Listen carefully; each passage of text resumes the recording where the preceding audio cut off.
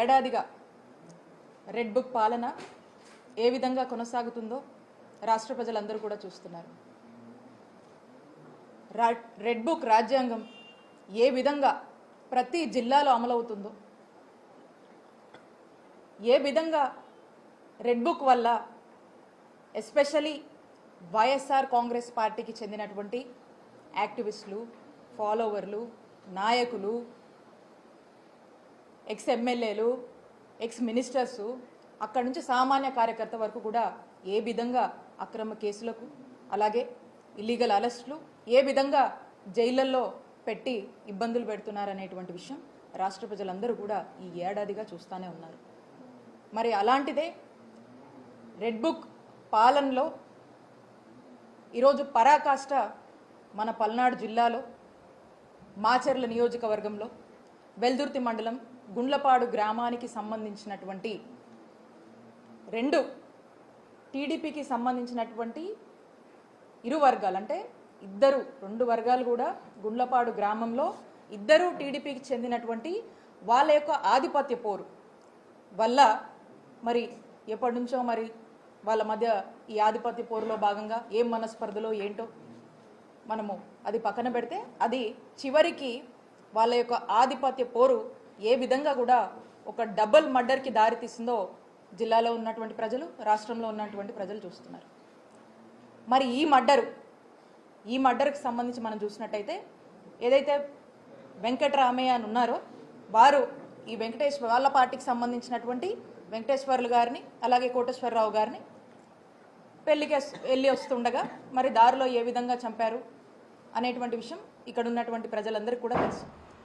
ఆ ఇన్సిడెంట్ అయినటువంటి ఎంబటే మన జిల్లాకు సంబంధించినటువంటి ఎస్పీ గారు అక్కడికి వెళ్ళి, ఎక్కడైతే మర్డర్ జరిగిందో ఆ ప్లేస్కి వెళ్ళి అక్కడ ప్రిలిమినరీ ఎంక్వైరీ చేసి స్వయాన మన జిల్లా ఎస్పీ గారు ఏమని స్టేట్మెంట్ ఇచ్చారో ఇక్కడ ఉన్నటువంటి ప్రజలందరికీ కూడా తెలుసు. మళ్ళా కూడా నేను ఎస్పీ గారు చెప్పినటువంటి ఈ మాటని, వారి స్టేట్మెంట్ని నేను చదివి వినిపిస్తాను. చనిపోయిన వారు మరియు చంపిన వారు ఇద్దరు టీడీపీ పార్టీకి చెందిన వారే అని చెప్పి మన జిల్లా ఎస్పీ గారు ఎంబటే ప్రిలిమినరీ ఎంక్వైరీలో అక్కడికి వెళ్ళి చెప్పడం జరిగింది. అలాగే చనిపోయిన వారికి మరియు తోట చంద్రయ్య కుటుంబానికి ఎటువంటి సంబంధం లేదని చెప్పి, బంధుత్వం లేదని చెప్పి హత్య చేయడానికి గల కారణాలను పరిశీలిస్తున్నట్టుగా మన జిల్లా ఎస్పీ శ్రీనివాస్ గారు చెప్పారని స్పష్టంగా వారి యొక్క స్టేట్మెంటే నేను చెప్తా ఉన్నా. వాడి యొక్క వీడియో బయట కూడా ఉంది, మీరు చెక్ చేసుకోవచ్చు. సో స్పష్టంగా చనిపోయిన వారు మరియు చంపిన వారిద్దరు కూడా టీడీపీ పార్టీకి చెందిన వారే. అంటే ఇక్కడ నాకు తెలిసి వెంకటేశ్వర్లు గారు ఎవరైతే చనిపోయి ఉన్నారో, నాకు తెలిసి 3 దశాబ్దాలుగా ఆ టీడీపీ పార్టీ జెండా మోసినటువంటి వ్యక్తి. అలాగే ఈ చంపినటువంటి వారు కూడా ఎప్పటి నుంచో కూడా అదే పార్టీలో మరి యాక్టివ్గా ఉండి వాళ్ళంతా కూడా మొన్న ఎలక్షన్ యాక్టివ్గా చేసినటువంటి పరిస్థితి.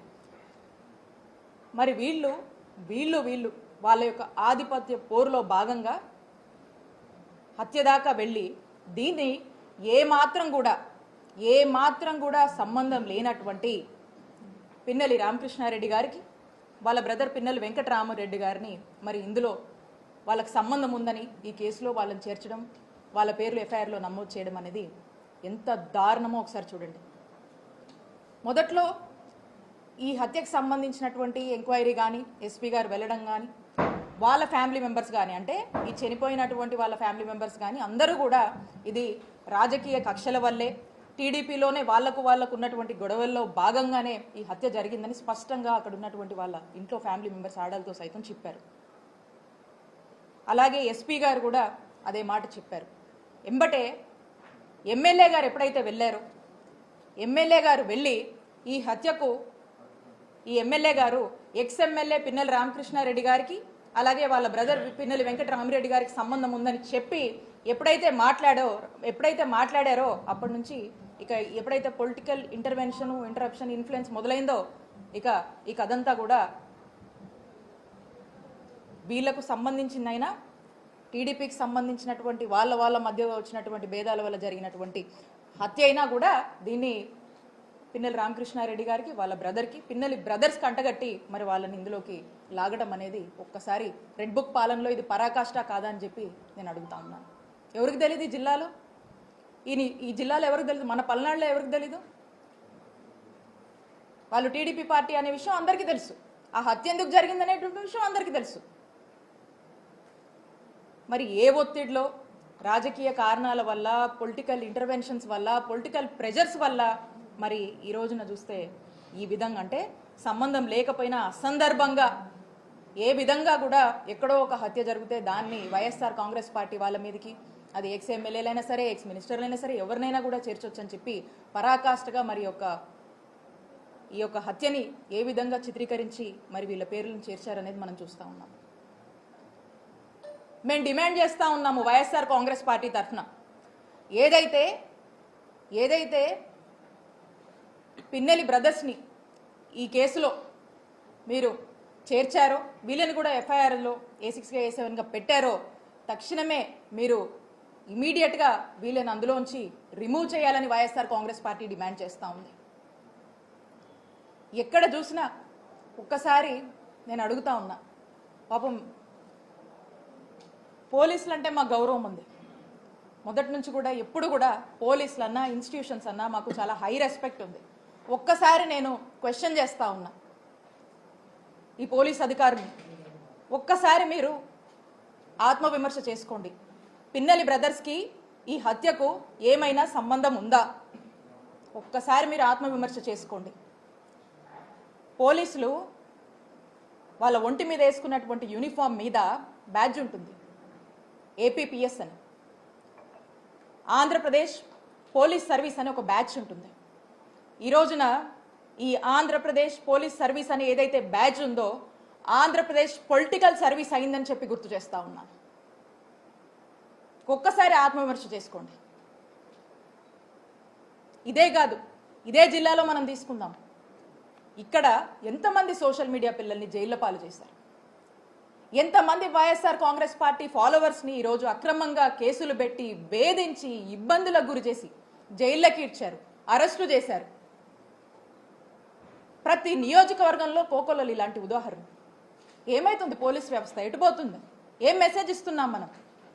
దీనికా మనకు అధికారం ఉంది? ఈరోజు చూసుకుంటే మనం చూసాము రీసెంట్గా మొన్న గుర్జాల నియోజకవర్గంలో హరికృష్ణ అనేటువంటి ఆ బీసీ అబ్బాయి ఎంత ఘోరంగా హెరాస్మెంట్, 3rd డిగ్రీ ఏ విధంగా వాడి అతను కనీసం నడవలేనటువంటి పరిస్థితిలో చూస్తూ ఉన్నాం. ఏం పాపం చేశారు?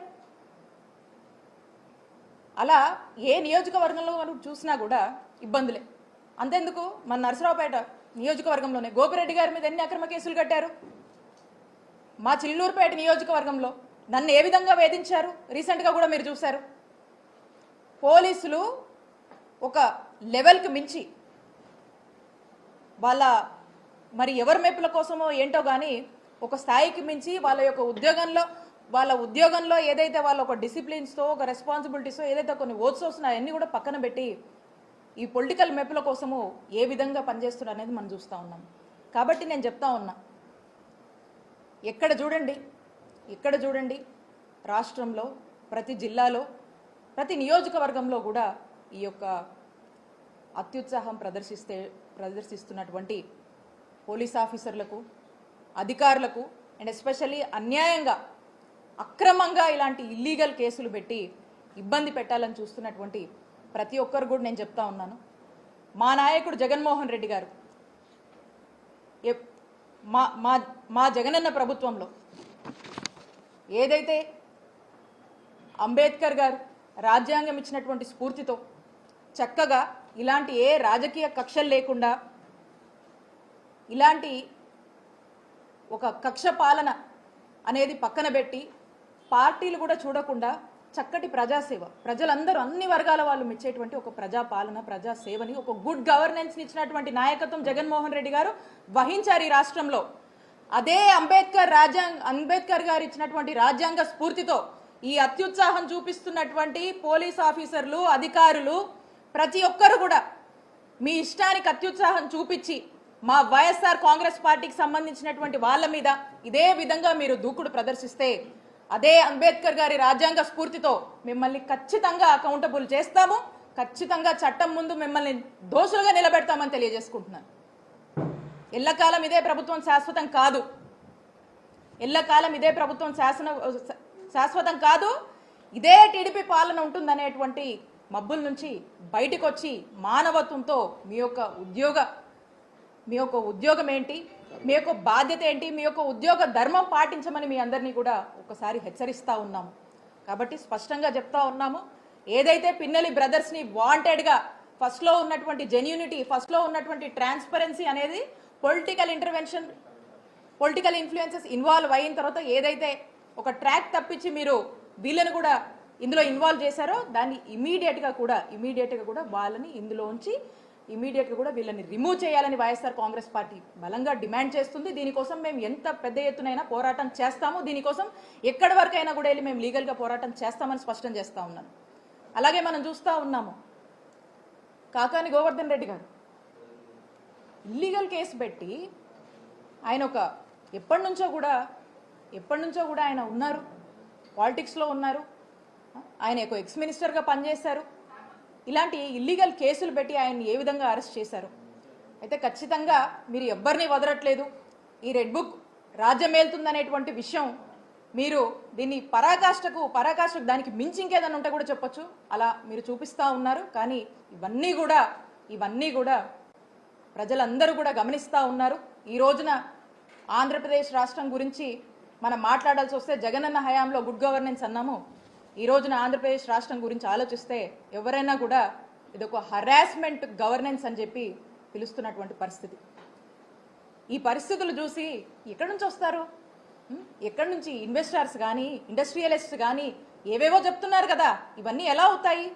ఈ పాలన మారినప్పుడు, ప్రజల సంక్షేమం గురించి మీరు ఆలోచించినప్పుడు, ఒక చక్కటి ప్రజాపాలన పారదర్శకంగా ఇవన్నీ డిస్పారిటీస్, ఈ బయాస్డ్ మేనర్స్ ఇవన్నీ మానుకున్నప్పుడే ఈ ఒక చక్కటి పాలన అనేది ఎవరైనా కూడా అందించగలుగుతారు. కాబట్టి మీకు ఆ ఉద్దేశం లేదు, మీకు ఆ ఆలోచన లేదు, కేవలం ఒక బయాస్డ్గా పాలన నడుస్తూ ఉంది. ఖచ్చితంగా ప్రజలు అన్నీ గమనిస్తున్నారు, ఖచ్చితంగా ప్రజలు బుద్ధి చెప్తారు.